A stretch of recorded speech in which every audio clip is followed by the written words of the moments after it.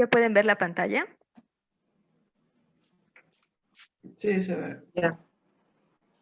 Ok, les seguiré hablando de lo que es la coartación de la aorta, que para esto busqué un poco más acerca de las presiones que había mencionado la doctora la vez pasada y encontré que dependiendo del sitio de origen de la arteria subclavia izquierda y la severidad de la coartación, vamos a determinar lo que es el patrón de pulso y hallazgo de lo que es la presión arterial. En algunos casos, cuando el origen es proximal, que es en la mayoría de los casos, la coartación va a dar resultado una hipertensión arterial en ambos brazos. Y en un caso mucho menos frecuente, cuando el origen va a ser distal, vamos a encontrar que el pulso braquial izquierdo está disminuido, al igual que el pulso femoral. Y ya en un porcentaje menor, que es del 3 al 4%, que vamos a encontrar cuando la arteria subclavia derecha e izquierda van a originarse justo debajo de lo que es el área de la coartación, podemos tener incluso hasta las cuatro presiones disminuidas, en este caso en las cuatro extremidades. Y ya cuando la coartación va a ser una coartación muy leve, vamos a encontrar principalmente lo que es el retardo del pulso femoral. Ahora sí ya vamos a pasar con lo que es el diagnóstico. En electrocardiograma, en electro, generalmente lo que vamos a encontrar principalmente va a ser lo que es la hipertrofia ventricular izquierda. La hipertrofia ventricular izquierda se nos va a presentar, como ya sabemos, con las ondas R altas en B5 y B6. Aquí les podemos ver. Y también vamos a encontrar algunas S profundas en lo que es B1 y B2. Y en ocasiones también podemos encontrar en B5 y B6 lo que son las ondas T invertidas y asimétricas. Esto generalmente, principalmente por la sobrecarga sistólica izquierda, en el ventrículo izquierdo.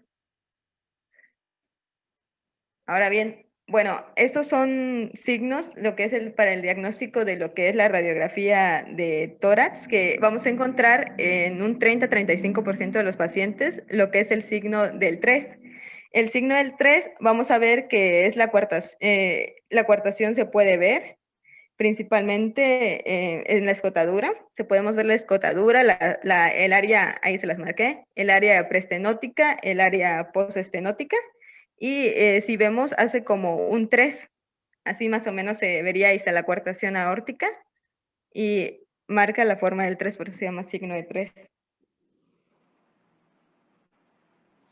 Ahora bien, vamos a encontrar también en ocasiones lo que es un signo del 3 invertido o signo de la E, que en este caso podemos ver aquí la radiografía, que vamos a utilizar principalmente lo que es un medio de contraste para ver lo que es el esófago, y como este también va a tener o va a estar en contacto con lo que es la aorta, podemos lograr ver igual las dilataciones y el área de la coartación, y nos da lo que es el signo de la E o el signo del 3 invertido.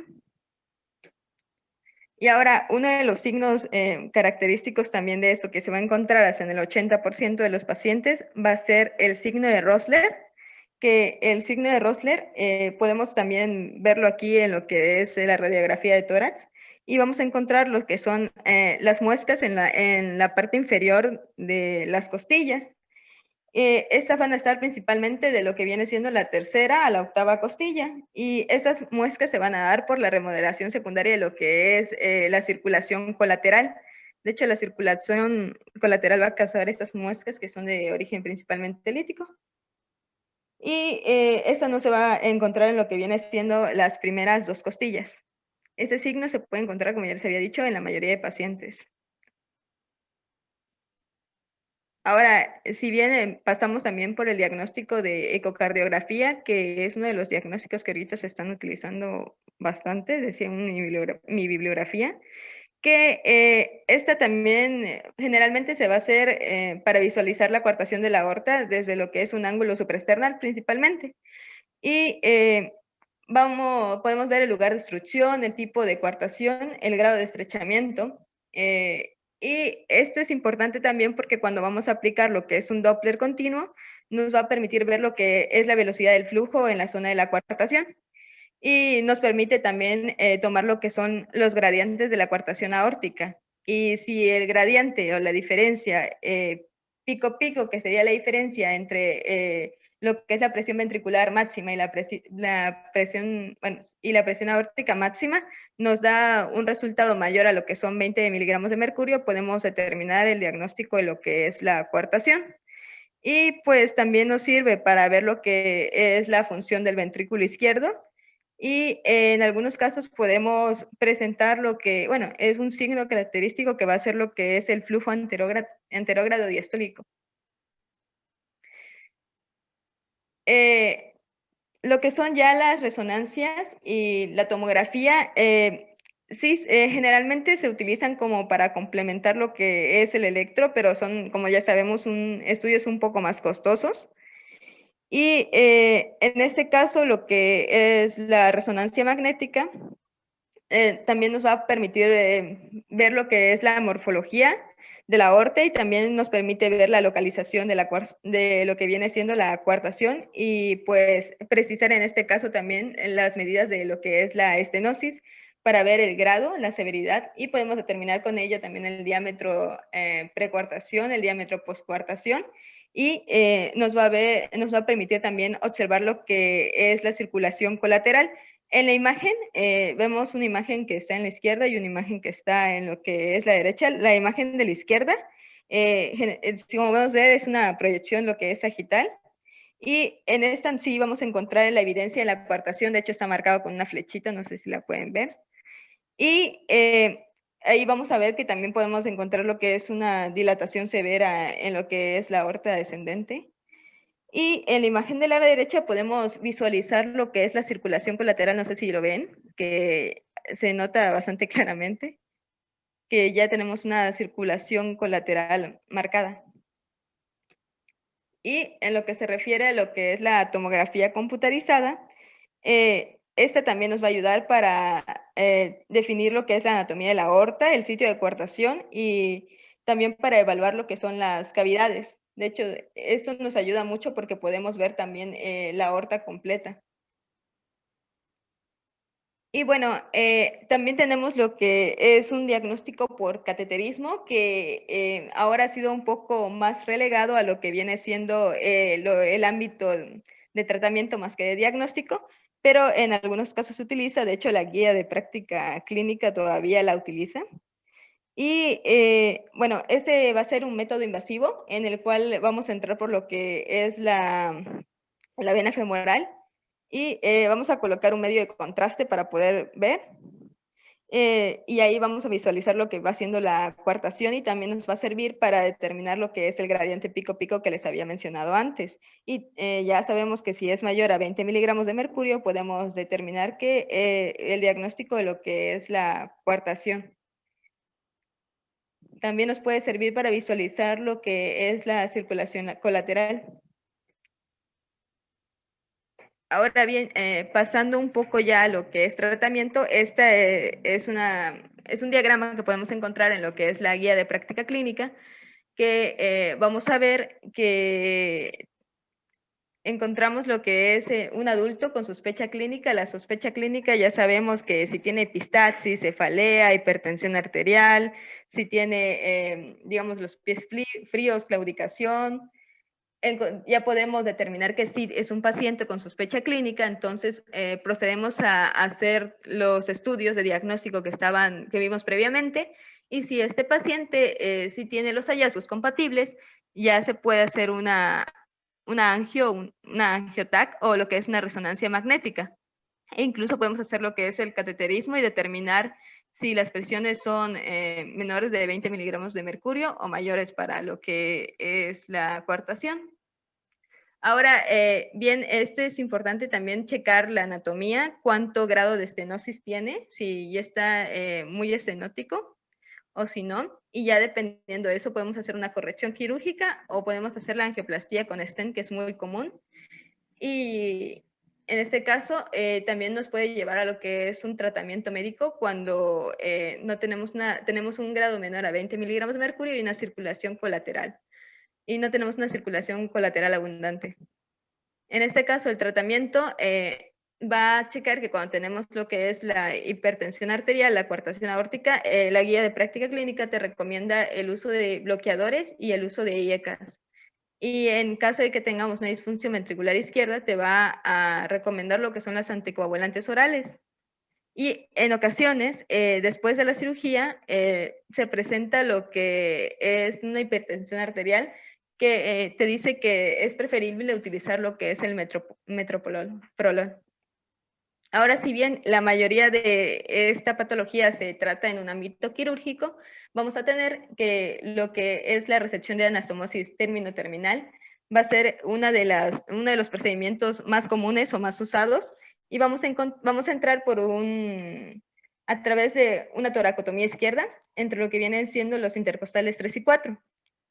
En este caso vamos a pinzar lo que es la aorta, vamos a reseccionar la zona de coartación y se van a unir las partes otra vez. Entonces no necesitaría material prostético.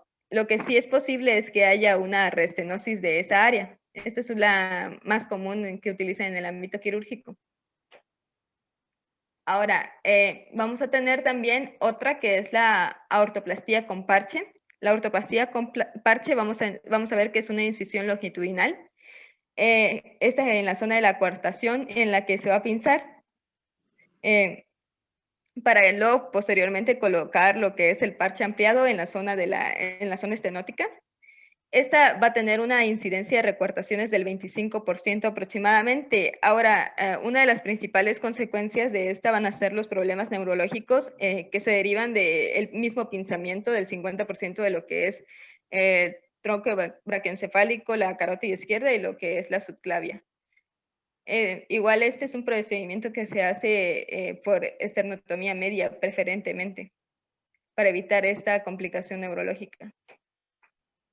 Vamos también a tener lo que es la interposición del injerto, que principalmente vamos a ver que está reservado para adultos o niños que ya concluyeron la etapa de crecimiento, principalmente para adultos.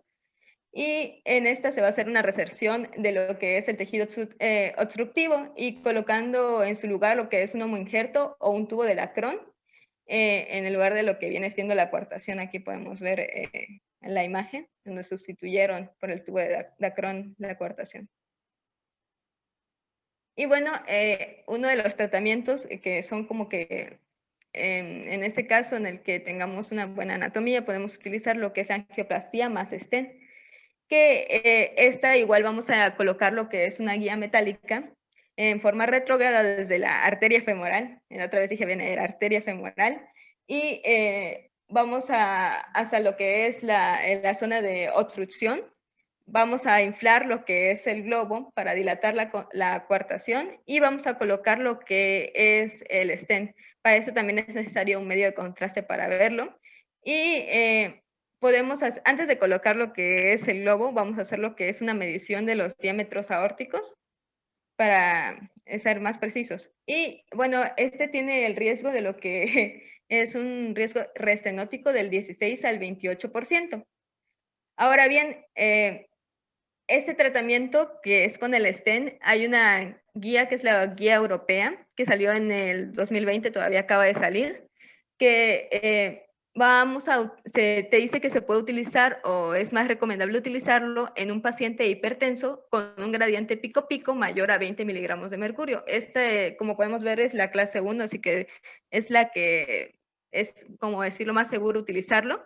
Igual se puede utilizar incluso en la clase 2, que es un paciente hipertenso con un estrechamiento mayor al 50% de diámetro aórtico en el diafragma, con un gradiente pico-pico menor a 20, pero estas partes que van a estar en amarillo es como que más a consideración de la persona, ya no sería muy recomendable utilizarlo en la parte que vemos marcada con naranja, que es la parte 2B. Esas partes ya no son tan recomendables por el nivel de la encuesta. Pero bueno, sí es recomendable utilizarlo en lo que podemos visualizar que es el verde y el amarillo. Un paciente normotenso con gradiente pico-pico mayor a 20 miligramos de mercurio, también sería consideración del doctor utilizar lo que es el stent. Ahora bien, un pronóstico si se recuerdan al inicio de la presentación, les dije que muchos pacientes mueren antes de los 10 años y el 5% aproximadamente de los pacientes en la historia natural de la enfermedad van a morir, bueno, el 5% van a sobrevivir después de los 60 años. Entonces, ahora ya digamos que realizamos la operación, la sobrevivencia quirúrgica va a ser del 98% y siendo de 5 a 10 años, o sea, se va a dar 5 a 10 años más. Y generalmente sí va a haber muertes posteriores a la cirugía, o en este caso se va a deber más principalmente a lo que son las complicaciones cardiovasculares o también a las recuartaciones, porque ya vemos que sí son buenas los tratamientos, pero sí tienen cierto nivel de recuartación. Y también puede haber ruptura de aneurismas, endocarditis infecciosas, infarto al miocardio, entre otras complicaciones que ya van a ser las causantes de una muerte postquirúrgica. Nada más para remarcar algunos puntos. ¿Me puedes pasar? Bueno, déjame esta imagen. Perdón, voy a utilizar este corazoncito que tienen aquí detrás. Ahorita borramos las imágenes, ¿no? Algo sobre coartación. Coartación es un tema muy importante porque es una de las patologías donde los pacientes sí llegan a una edad adulta.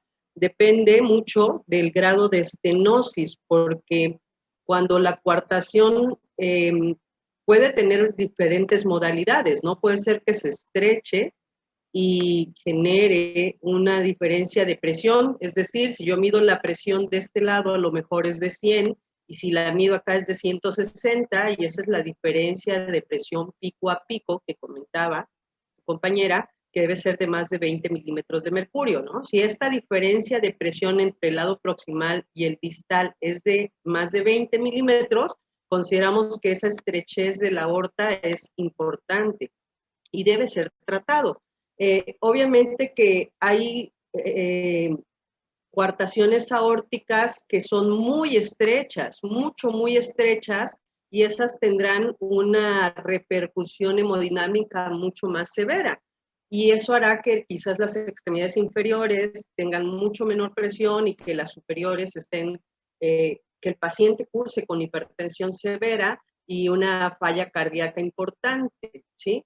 La verdad es que muy pocos casos tienen un fondo ciego, es decir, que esté cerrado por completo, que la parte de la aorta proximal y distal no tenga comunicación. En este caso, muchas veces los pacientes sobreviven por una persistencia del conducto arterioso. Por algún lado debes pasar sangre, ¿no? Entonces, a veces hay fístulas o se generan fístulas para que el paciente sobreviva, pero este fondo ciego es lo menos frecuente. De cualquier manera, cuando al paciente se le diagnostica, sobre todo por la hipertensión, es como diagnosticamos, cuando se le diagnostica la coartación y por el soplo. El soplo es igual en foco aórtico, pero la característica es que se irradia hacia la espalda. Ustedes pueden escuchar el soplo en la región interescapular, escuchan pulmones y en la región interescapular van a oír el soplo aórtico que es piante, es muy intenso, ¿no? Eso nos debe hacer sospechar una persona joven con un soplo aórtico irradiado a la región interescapular y una diferencia de presiones entre extremidades superiores e inferiores o derecha e izquierda, debe hacernos sospechar que tiene tiene coartación aórtica, perdón. Tiene coartación aórtica. Entonces, los estudios, bueno, la clínica va dirigida, como lo comentaron, a valorar la diferencia de presiones. Puede haber una diferencia de presiones entre el brazo derecho y el izquierdo, si es que la coartación estuviera en este justo sitio, o puede ser una diferencia de presiones entre brazos y piernas, si es que estuviera en la aorta descendente, ¿sí? Cuando es en este justo sitio proximal, el brazo derecho va a tener una presión más alta que el izquierdo. Y esto va a hacer que las primeras dos costillas, bueno, que aparezca el signo Rössler desde las primeras costillas, ¿no? El signo Rössler y precisamente después de la estrechez se genera una dilatación de la aorta y genera circulación colateral para tratar de compensar la falta de circulación. Esta arteria genera arterias nuevas y esas arterias son de gran tamaño, de mucho volumen y van desgastando la costilla, de modo que vemos como mordidas en los arcos inferiores de las costillas. Eso es algo patognomónico de lo que es coartación aórtica y es muy relevante. Entonces, cuando nosotros por clínica, por electro, que también hay mucha sobrecarga del ventrículo izquierdo, es como una estenosis aórtica. Al estar estrecho esto, el ventrículo izquierdo va a tener una sobrecarga sistólica importante, va a haber dilatación, crecimiento, sobrecarga sistólica, y eso lo vamos a ver en el electro, ¿sí?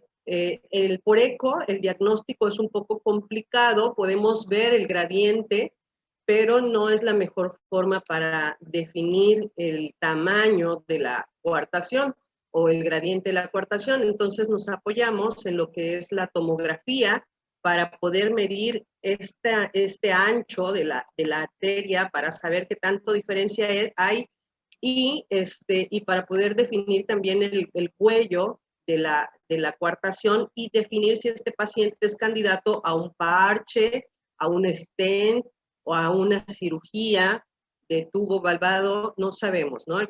Dependiendo de lo que la TAC, la tomografía, nos defina en tamaños, es el tratamiento que se elige. Y también dependiendo de la edad del paciente.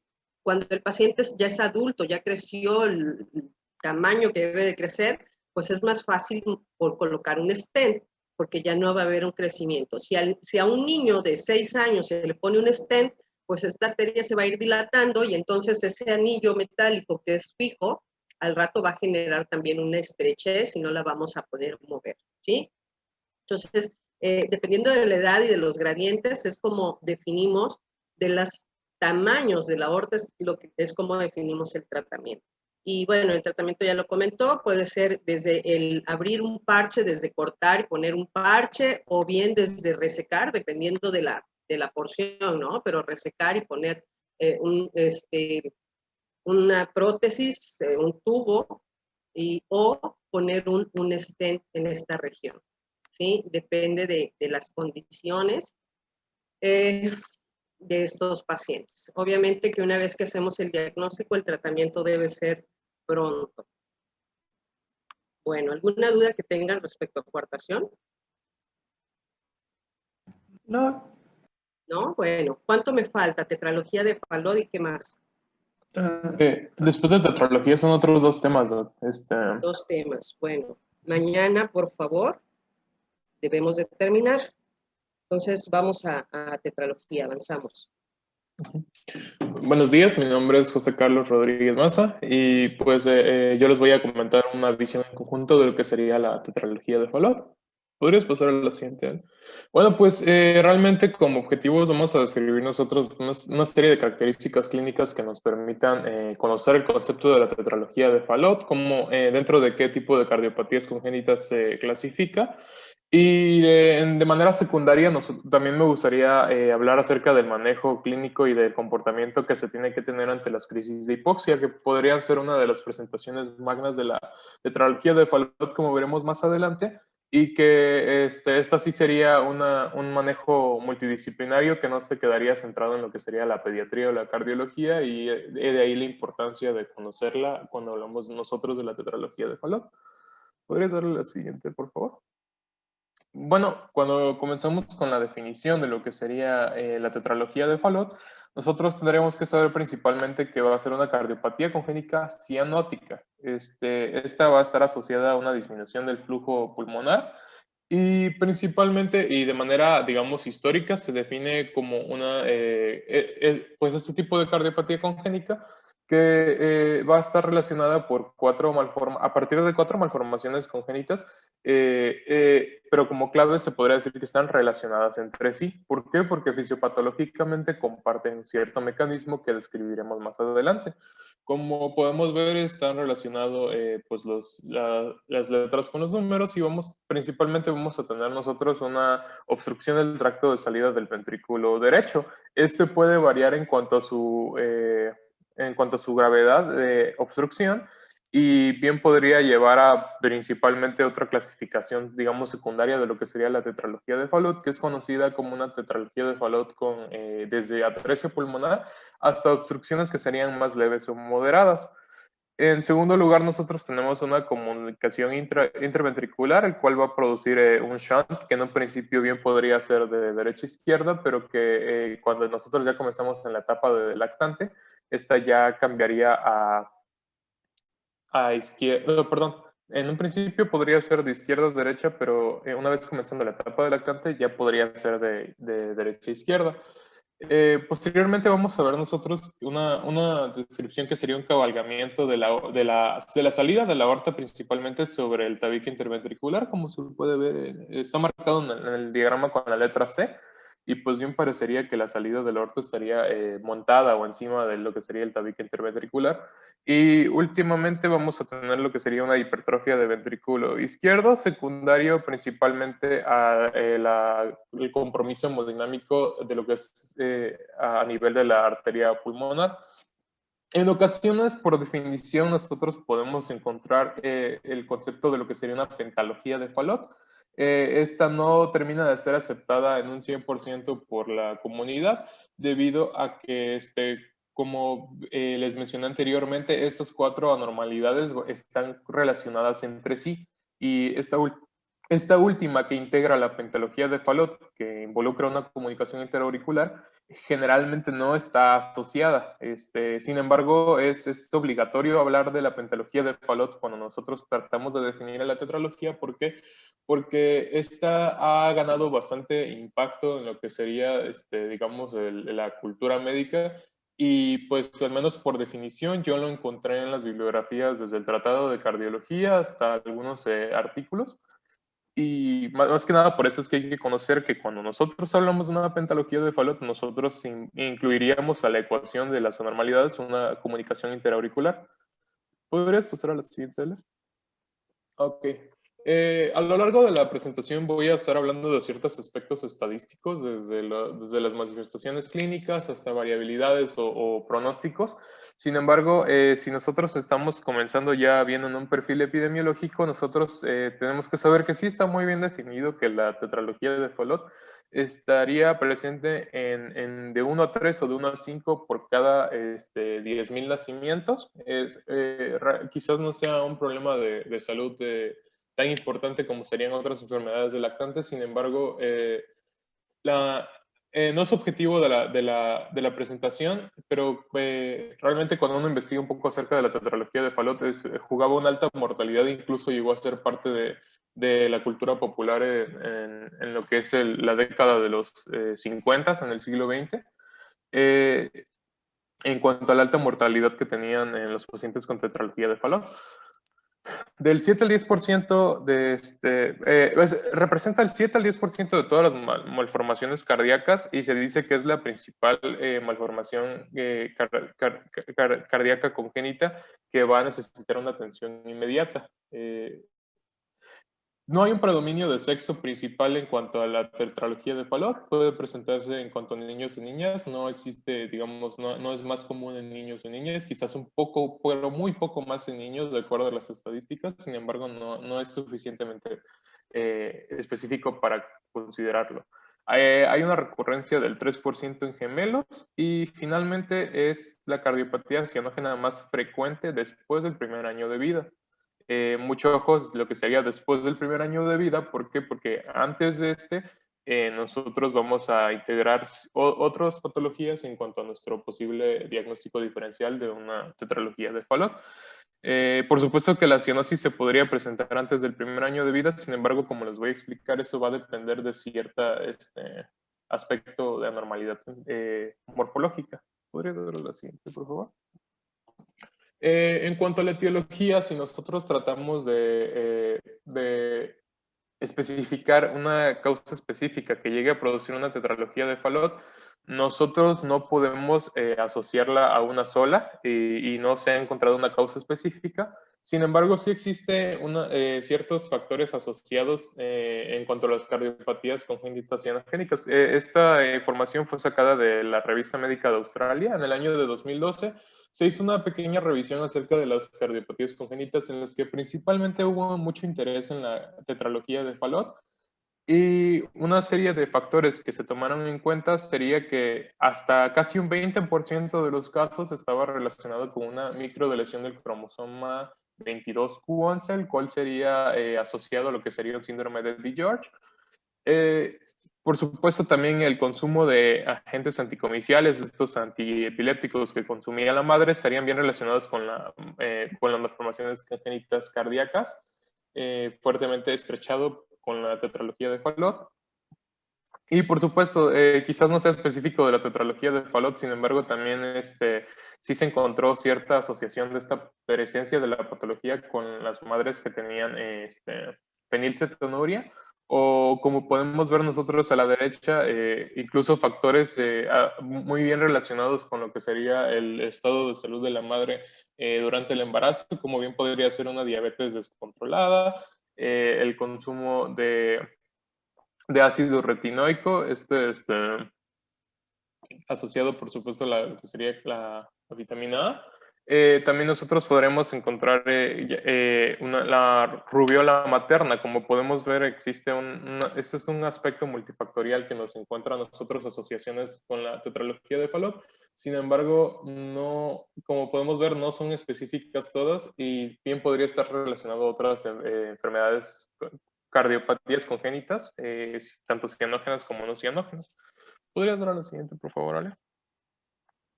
Ok, bueno, pues ya aquí vamos, para poder entrar bien en materia de lo que sería la fisiopatología de la tetralogía de Fallot, nosotros tendríamos que recordar un poco de lo que sería embriología. Nosotros sabemos que en las etapas tempranas del desarrollo del corazón, nosotros tenemos el tubo cardíaco y en la parte más superior nosotros vamos a tener lo que sería el tronco común, que sería lo que en un principio se desarrollarían tanto el tronco pulmonar como la aorta. Nosotros tenemos que saber que antes de que ocurra el desarrollo específico y se enrollen estos vasos, como normalmente ocurre en la tetralogía, perdón, en el adulto, en el humano, vaya, en la especie, tenemos el tronco común dividido a partir de un septum infundibular, como está trazado en esta imagen.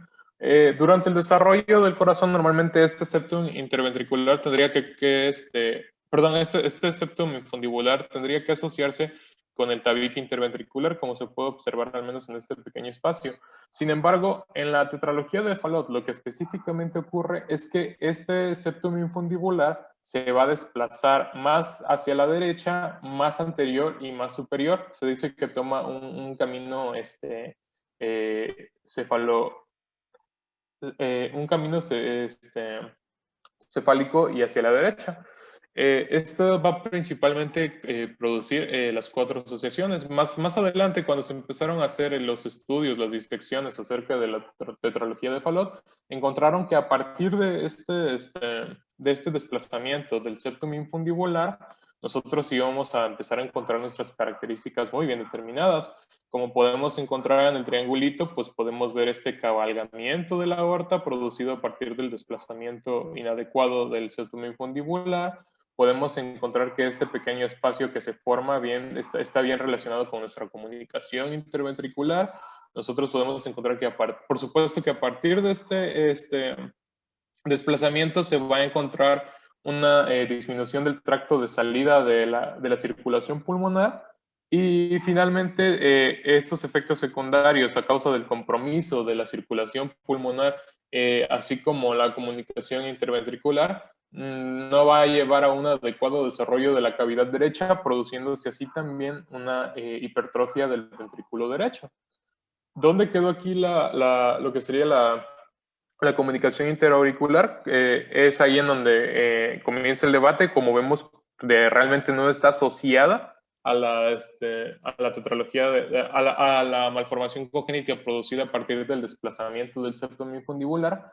Sin embargo, no estaría mal decir tetralogía de Fallot con comunicación interauricular, como les enseñaré más adelante, que por supuesto una vez se encuentra una tetralogía de Fallot no estaría presente no tendría por qué estar excluida de presentarse junto con otras cardiopatías congénitas. Aquí uno, por supuesto, ya puede comenzar a imaginarse exactamente qué sucede con la circulación, como podemos imaginarnos nosotros al momento de que la sangre sea eyectada a partir del ventrículo izquierdo. A causa de la comunicación interventricular, nosotros tendríamos una salida de sangre tanto mezclada como de la cavidad derecha como a la izquierda, enviándose por supuesto a la circulación sistémica una sangre quizás no muy rica en oxígeno como lo sería si no hubieran estas interrupciones. De igual manera, la gravedad de la hipoxia, de la hipoxemia dependerá principalmente del grado de cabalgamiento de la aorta. Digamos, si está cabalgando en un porcentaje, si está en un 50% es porque está exactamente debajo del tabique interventricular, y es en cuanto más podríamos asociarlo a una salida de sangre tanto de ventrículo derecho como izquierdo. Cuando se encuentra en un porcentaje mayor o menor, depende también del grado de hacia qué cavidad se encuentra desplazada. Siguiente, por favor. Ahora sí, les comentaba, la tetralogía de Fallot no va perdón, no va a excluir que se presenten otras malformaciones congénitas. Es por ello que hasta en un 35% pues nosotros podríamos encontrar acompañado de la tetralogía una comunicación interauricular, y principalmente en cuanto a vasos se refiere, una presentación bastante frecuente sería la presentación en conjunto con un arco aórtico derecho y con malformaciones de las arterias coronarias. Otra serie de anormalidades que bien podríamos encontrar asociadas las podemos encontrar aquí, que van desde una persistencia del conducto arterioso, el cual podría disminuir la presentación de esta cianosis, como veremos más adelante en las manifestaciones clínicas, y hasta una dextrocardia, por supuesto. En esta imagen nosotros ya podemos ver lo que yo les explicaba un poco, en el que oxigenación que pueda haber a través del flujo del tronco pulmonar. Finalmente, la mezcla de sangre oxigenada, tanto no oxigenada, nos va a llevar a que a nivel sistémico nosotros bien podríamos tener una hipoxemia. Siguiente, por favor. Un momento ahí, vamos para atrás, por favor. Algo importante para que recuerden siempre, como lo has comentado, José Carlos, el problema es la rotación que no se da completa, y entonces estos septums que no se alinean, pues generan un doble tracto de salida del ventrículo izquierdo, de la aorta, por así decirlo, ¿no? Pero hay que recordar que va a haber otro problema más grave, que es la estenosis pulmonar, la estenosis subvalvular pulmonar, que eso va a generar que el ventrículo derecho tenga que hipertrofiarse para poder mandar sangre hacia nivel pulmonar, y de pulmón regrese hacia aorta, hacia ventrículo izquierdo, hacia aorta, y después hacia el sistema general. Es esperado por esa condición de la estenosis pulmonar, es esperado también que aparezca la comunicación interauricular. Es por eso, es de cierta manera tratar de compensar esta falta de circulación y las presiones que empiezan a manejar las cavidades derechas. Al estar obstruida la salida del ventrículo derecho hacia la pulmonar, la presión hacia la aurícula aumenta, y esto va a permitir que la parte del foramen oval o el espacio que se da en este lugar no se cierre y genere una comunicación. Entonces es por eso que es la más frecuente, por la misma fisiopatología de esta tetralogía, que con la comunicación interauricular, como tú bien lo dices, se llamaría pentalogía, o bien podríamos decir tetralogía con sería. Base. Okay. Bueno, pues sí, específicamente, ya como dijo la doctora, los mecanismos fisiopatológicos de mayor importancia son la estenosis pulmonar y la comunicación interventricular. ¿Podrías dar a la siguiente, por favor, Ana? Ok, en las manifestaciones clínicas, nosotros tenemos que saber principalmente que en un principio, durante la etapa de neonatal o en el primer año de vida, quizás la cianosis no sea la manifestación cardinal de la tetralogía de Fallot, sino sería la insuficiencia cardíaca, ya que como nosotros sabemos en la vida fetal, el ventrículo que realiza el mayor trabajo para su ciclo cardíaco va a ser el ventrículo derecho. ¿Esto qué significa? De que en un principio, y aunque a pesar de que va a haber incluso hipertrofia del ventrículo derecho, en un principio el ventrículo derecho por mucho va a realizar muchísimo más trabajo que el izquierdo, y a partir de la comunicación interventricular, el cortocircuito que encontraríamos en un primer lugar sería uno de izquierda a derecha. Esto produciría principalmente una insuficiencia cardíaca y no podríamos relacionarlo en un 100% a lo que sería una cianosis. Bien podría ser un aspecto clínico que nos encontraría, ya que en estos momentos, pues, al menos el aporte de oxígeno en sangre no estaría presente. Para comprender esto específicamente, se tendría que estudiar muy bien el mecanismo de la cianosis y la definición de cianosis. Sin embargo, no es parte de los objetivos de nuestra presentación. Y posteriormente, durante la etapa de lactante, la cianosis ya podría comenzar a aparecer en el primer año de vida. Esto se debe a que el cortocircuito va a cambiar de dirección, ahora ocurriría de derecha a izquierda, ya que el ventrículo izquierdo está adaptado a la vida extrauterina, y principalmente a partir de las crisis de hipoxia que se van a presentar debido a la hipoxemia relacionada al mal flujo de la circulación. El niño bien podría encontrarse en ocasiones en una posición de cuclillas, que es cuando él se va a estar sintiendo mal, ya que en la posición de cuclillas él busca aumentar el flujo pulmonar y aumentar el retorno venoso para que de esta manera él intente, pues, compensar un poco de sus síntomas. Solito el niño va a tratar de encontrar su propio tratamiento, y es un aspecto que bien nosotros podríamos preguntar a lo largo del interrogatorio cuando nosotros tengamos una sospecha de alguna cardiopatía cianogénica con disminución del flujo pulmonar. Por supuesto, relacionado a lo que sería la estenosis pulmonar subvalvular, podríamos encontrar nosotros un soplo sistólico a nivel del tercer espacio intercostal. Este va a ser de intensidad variable y va a depender, por supuesto, del grado de estenosis, o incluso llegar a ser a una atresia pulmonar. No, quizás no en la etapa de lactante o de neonato, pero sí podríamos nosotros encontrar la acropaquia, esta afección del lecho ungueal relacionada a una hipoxia crónica. La encontraríamos quizás más en un preescolar o en un escolar, y sería, por supuesto, orientativo a la presencia de una cardiopatía congénita.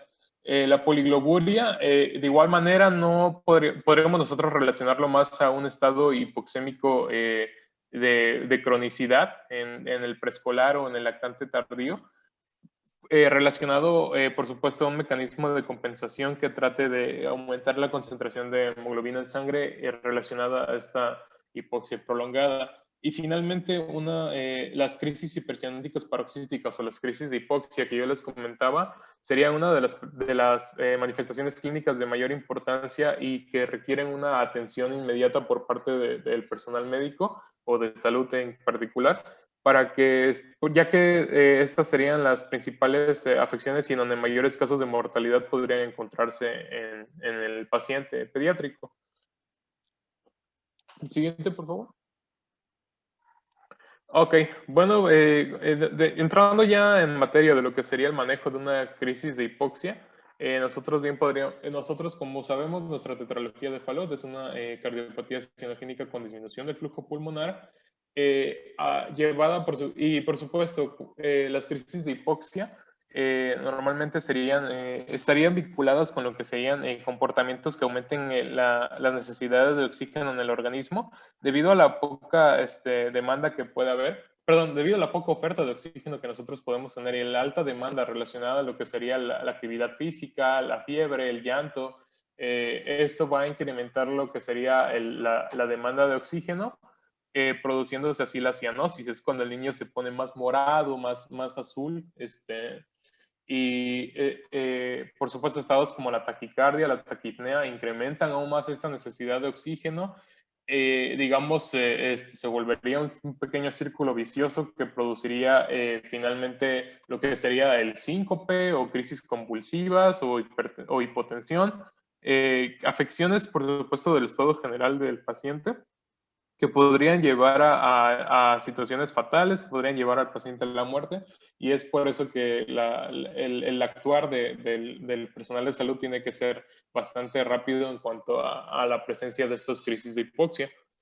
Siguiente, por favor.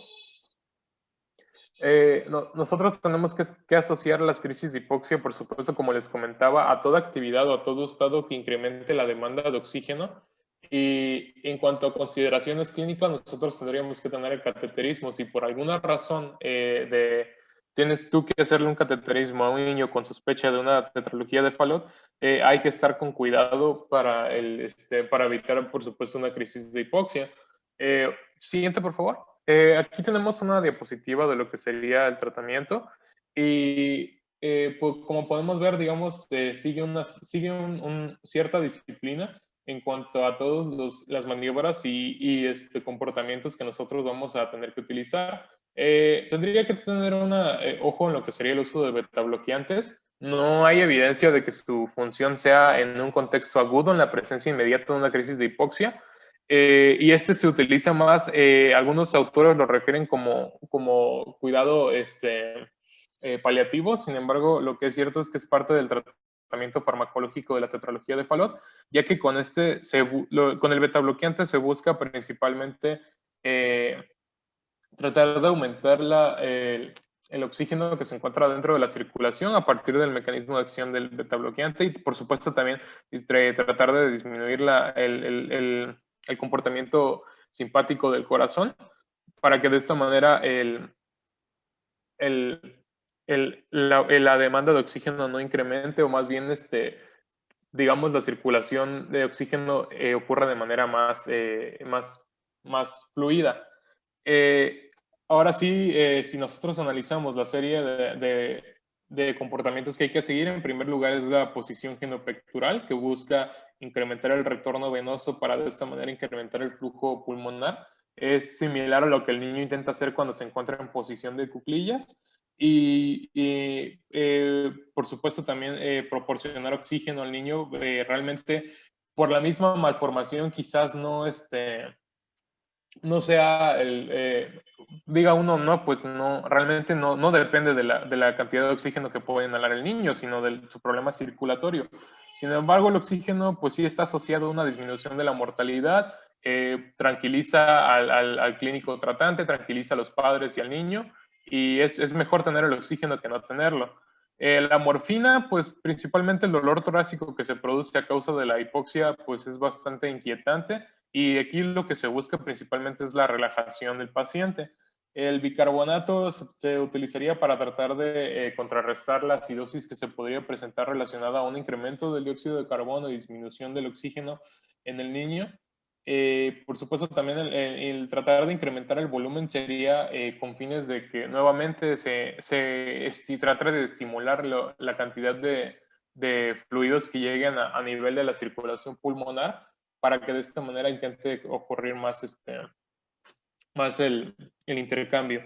Los alfa antagonistas, estos sí estarían más adecuados a un contexto agudo y lo que buscarían principalmente serían una vasoconstricción sistémica para que de esta manera, perdón.